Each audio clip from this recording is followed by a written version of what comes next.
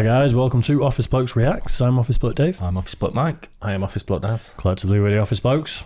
Yep, We have two other YouTube channels. We do. One of which is a try channel, Yeah. where we've tried American bourbons.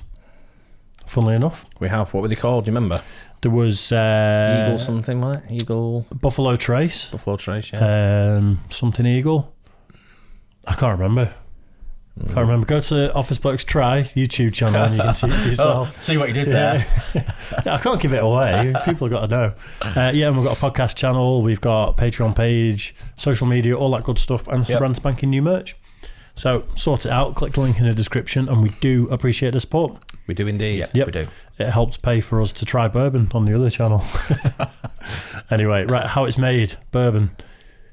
I like stuff like this. I really do. Yeah. I love watching handmade loads of things stuff are like really that. interesting. Really interesting. Anything. I watch things like how they make crayons.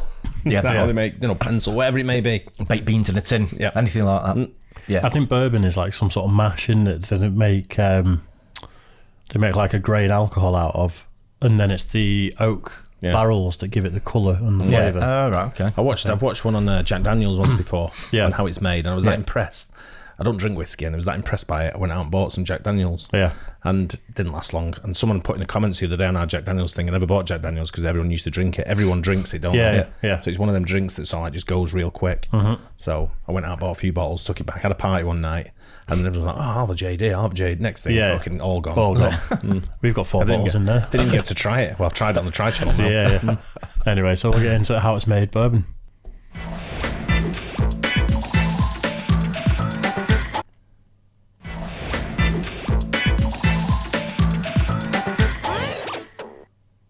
Bourbon whiskey is uniquely American. The U.S. Congress officially recognized it as a product distinct to the nation. This amber-hued brew was first cooked up by Scottish and Irish settlers in late 18th century Kentucky. Today, production continues there with the approval of Congress. The American government... I had a bottle of this. Just before I came back to the UK, I had a bottle of this Maker's Mark. I've had it as well. I never tried it though. Oh, really? Just sat in the bar. Someone gave me like a box of like a gift, and it had like all different types of whiskies and bourbons and all that kind of stuff. And that was in it. If I remember rightly, it's really oaky. It's like quite a smoky one. This. So it's clearly like a famous one. Oh yeah, it's big. Yeah, you can buy it in supermarkets. Yeah, I've seen it over here. Yeah. It regulates the making of bourbon to keep this native spirit true to tradition. By law, it must be made from a grain mix that's at least 51% corn. Distillers often use more for flavor. Shakers sift out cobs or other foreign material, and the kernels head into a grinder. Inside, rollers crush the kernels to release the flavor of the starch. The process leaves larger chunks of the corn germ and husks. Once distilled, these bits will settle out. In separate batches, the machine also grinds malted barley and soft red winter wheat. They cook the corn and blend it with limestone-rich, iron-free Kentucky water. They add the barley, winter wheat, and a bit of mash from a previous batch. Along with a special yeast formulation, the grain mash flows into fermentation tanks made of cypress wood. After 8 to 10 hours, the yeast works its magic, and the mash becomes a bubbling brew. The bubbling is caused by the release of carbon dioxide gas as the grain sugars ferment and become alcohol. After 3 days, it has fermented into a thick liquid they call distiller's beer. They pump it into a column still which boils off the alcohol, leaving water and other substances behind. The alcoholic vapor rises up to be condensed into liquid. After distilling it a second time, the alcohol concentration rises to a strong 130 proof. It's clear with no noticeable color. At this stage, they call it White Dog. Once water has been added to dilute the whiskey to 110 proof, an employee takes a sample and sends it to the lab. There, a technician places a test tube of the alcohol into a gas chromatograph tester. It vaporizes the alcohol and then analyzes the flavor compounds and alcohol strength. With approval from the lab, they're ready to barrel the batch. They pump it out of storage tanks and into new oak barrels that have been purposely charred on the inside. Charring caramelizes naturally occurring wood sugars to add sweetness to the alcohol as it ages. It's such a mesmerising process, isn't it? Yeah.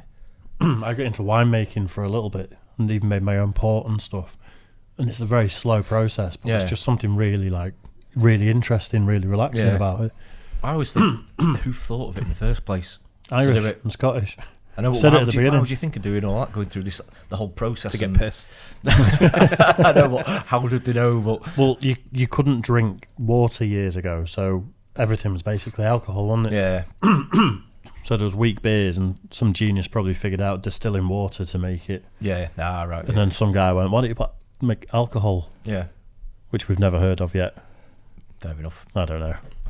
Also turn the clear alcohol an amber color.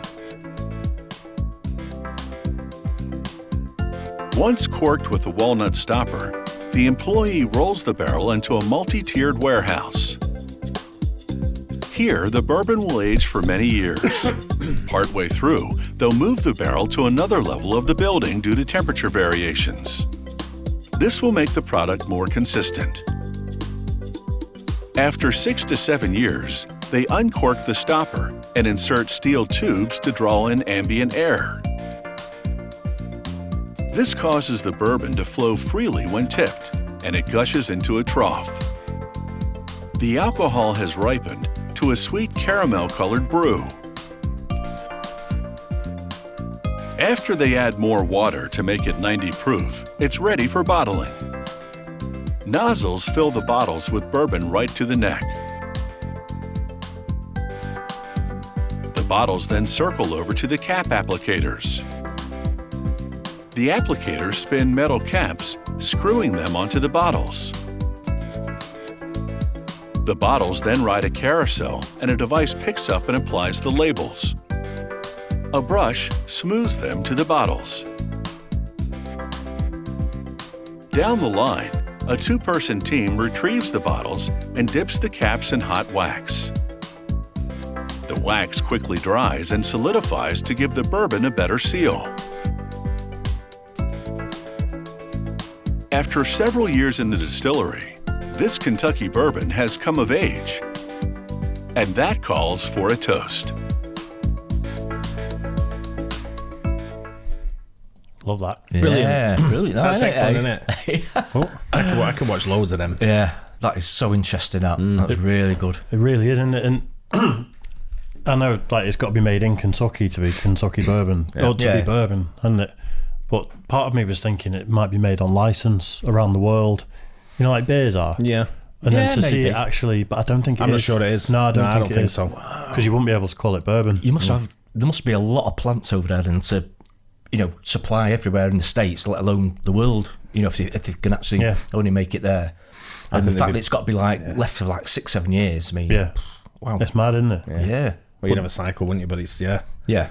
Well, we almost tripped ourselves up when we did the Jack Daniels the other day, because that's not bourbon.